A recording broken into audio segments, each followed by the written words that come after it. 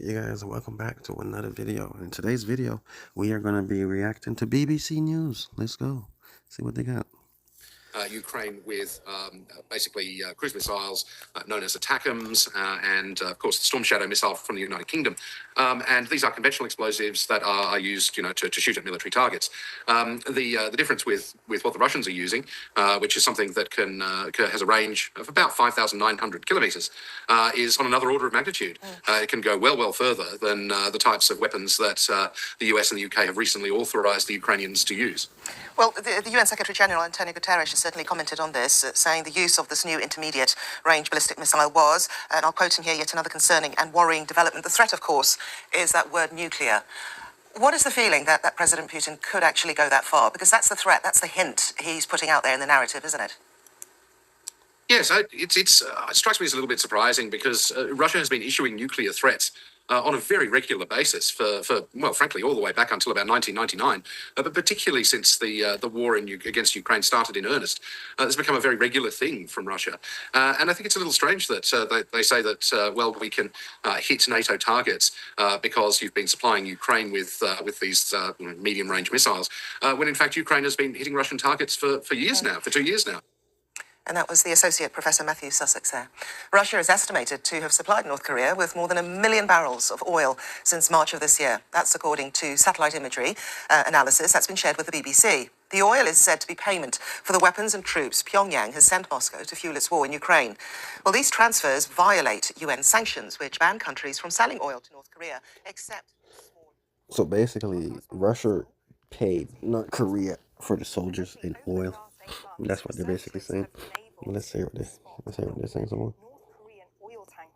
Going into an oil port in Russia's Far East, the port of Vostochny, where they think that the tankers are being loaded with oil, and they have then been able to track these tankers back to ports in North Korea where they are offloading. They've done all this using satellite imagery, but they have also managed to get hold of photos of these tankers taken at sea, these high-resolution close-up photos, which show the tankers on their way into the port in Russia. They are sitting very high in the water, so that suggests these tankers are empty. Now, when the tankers leave Russia, they are sitting very low in the water, almost as low as possible without them being able to sink. So that suggests that they are loaded to full capacity. So what researchers managed to do with all these imagery is work out how much oil they think Russia has supplied North Korea with, because they know the weight of these tankers, they know the capacity of them, and they now say that Russia has now breached the 1 million barrels of oil mark, which is a significant amount of oil for North Korea. And why this matters is that countries are actually banned from selling North Korea oil. This is under UN sanctions, and it is an attempt really to stifle the North Korean economy, to stop North Korea being able to develop its nuclear weapons. And so for the past 7 or 8 years, while these sanctions have been in place, it's been quite difficult for North Korea to get hold of oil. It has had to travel down in ships to the East China Sea or Taiwan Strait and deal with smuggling networks, trying to transfer this oil between ships and bring it back to North Korea. Now, this is a complicated process, it's risky, it's expensive. So the fact that now it's able just to sail its tankers into this port in Russia and seemingly load them up, and this is happening consistently, the researchers have said that they've been able to spot this happening pretty much every week that they've been able to get data for.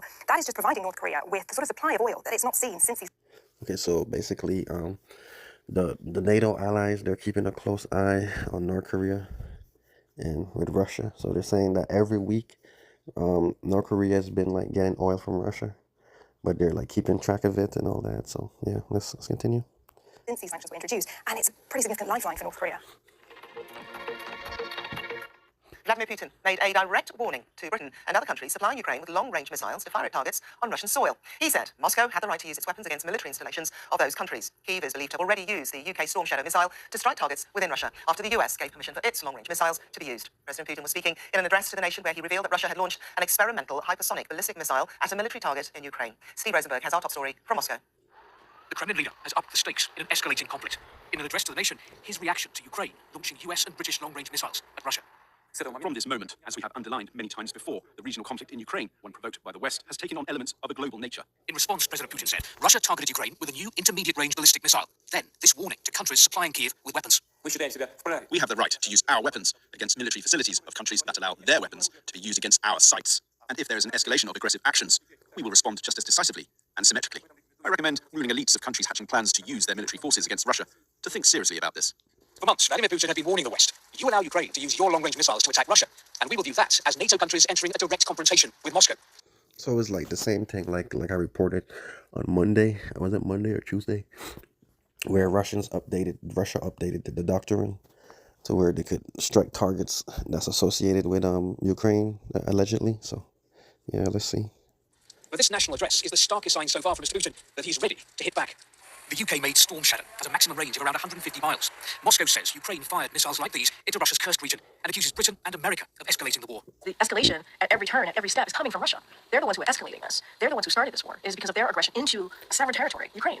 And this war can end today. You hear say this over and over again. It can. If Russia would stop the war and stop what they're doing with their aggression. But little prospect of a Kremlin U-turn.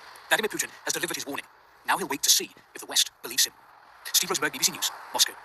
Okay, so it's just what's the word? It's just the same thing. Like on Monday and Tuesday, he updated the doctrine, and then they claimed that he fired a an intercontinental missile, but then they said it might be the Ukrainians might be lying. But who knows? Who knows what's really going on? Anyways, folks, this was just my reaction to BBC News Live. I will put the link in the description. Apparently, this video is not on YouTube. So if you want to see the video, it's going to be on bbc.com. So without further ado, you guys have a wonderful day. See you guys.